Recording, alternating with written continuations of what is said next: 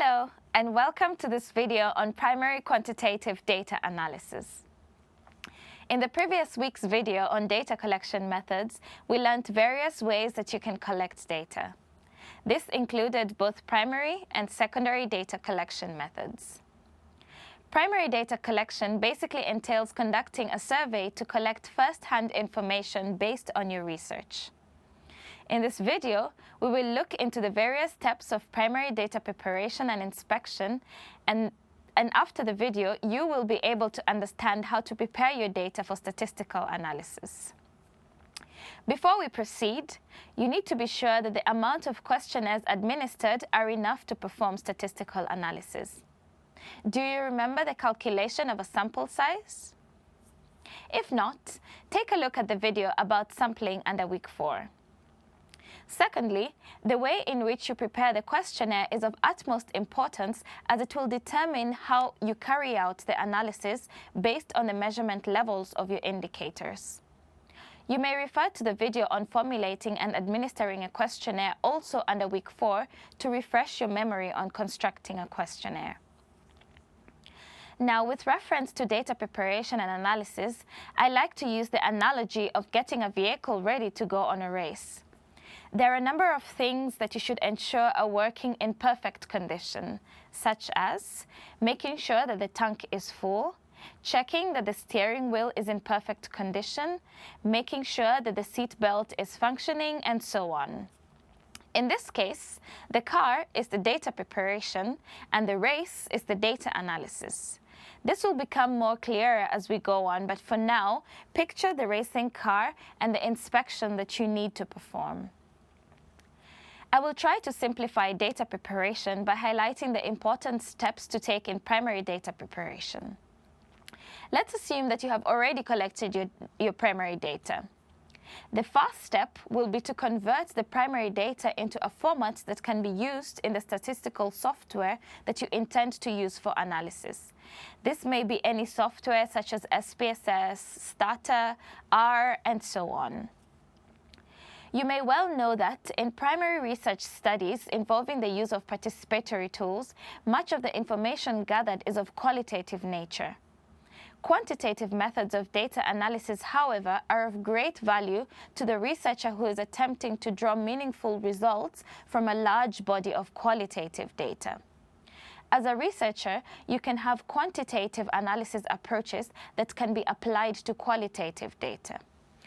For example, suppose your interest as a researcher is to learn about people's perception on quality of life. It is likely that the explanation that results from the discussions across several cultures will show some frequently occurring answers such as work-life balance, strong friendships and relationships, high level of income, and so on. Such information can be taken from the explanation and quantified for analysis. This involves coding the qualitative data into different numeric values. Quantitative approaches provide the opportunity to study this coded information first and then turn to the remaining qualitative components in the data. Once you have coded the data, you can analyze it using the statistical software. For the purpose of this session, we will make reference to the use of SPSS software, but bear in mind that there are other statistical packages for analysis of data, as I have briefly mentioned before. With reference to SPSS, there are different ways to input the primary data. One way is to input the data directly into the SPSS database, and another way is to input the data into an Excel workbook and then import the database for use in SPSS. There are many online tutorials available to learn how to import data in SPSS. The next step would be data inspection to check whether the data input is done correctly. Do you remember the inspection of the car before going on a race? The car here is the data that we need to inspect before embarking on the analysis.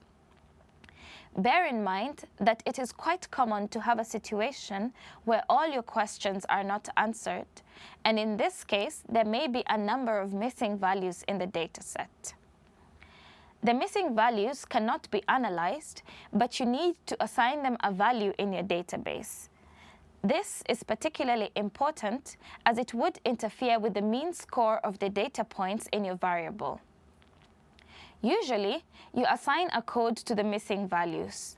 The code assigned to the values should be one that has no possibility of occurring anywhere in the variable points. Let me elaborate this further. For example, the most commonly used value is 999 or 999. This would be fitting for data that is measured on a Likert scale or data with low value ranges where the minimum value is, say, 1 and the maximum value is 5. 999 would then, in this case, stand out as a data point that is unusual. This, however, should be taken with caution if you have variables that may contain continuous values greater than 999, such as income data, and perhaps another value such as minus 999 or negative 999 can be assigned. Another important step in data preparation is computing variables. With reference to the conceptual framework, you develop concepts from theory which are measured by variables. Variables can be further measured using indicators. For example, taking social status as a concept may be measured using a dimension such as wealth.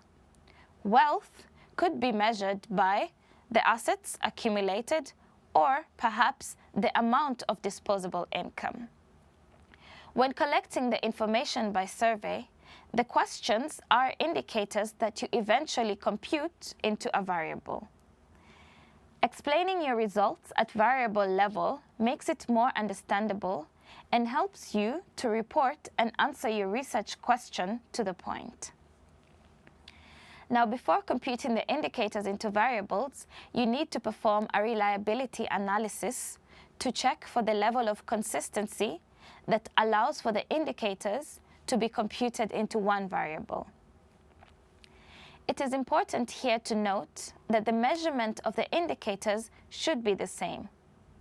What I mean is, if you are using a 5-point Likert scale, for example, all the indicators that you intend to compute into one variable should adopt the same Likert scale. Again, for reference to the measurement of the indicators, refer to the video on formulating a questionnaire under week 4. As I mentioned, the reliability analysis is performed before computing the indicators into one variable. The output of the reliability test is a Cronbach's alpha, which is an indicator or a coefficient of consistency. It estimates the reliability of your variable. The coefficient ranges from 0 to 1, where 0 indicates no consistency in the measurement of the variable, and 1 indicates perfect consistency. At least 3 indicators are required to calculate the Cronbach's alpha. Now the question would be, how do I determine the consistency of the variable if the values range from 0 to 1? Well, the rule of thumb is 0.7. Anything below that requires that the researcher checks for improvement and perhaps by reducing the number of indicators that are grouped together, but still bearing in mind that you require 3 or more indicators to compute the variable. After making improvements, values between 0.6 and 0.69 is doubtful but acceptable for thesis research. Values below 0.6 means that your variable is not measured in a consistent way and is therefore unreliable. In this case, you will have to report the results using the indicators.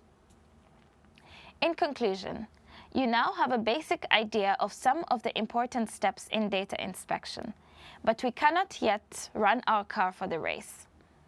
In the next video, we will look into more profound data inspection methods that are necessary before performing inferential statistics.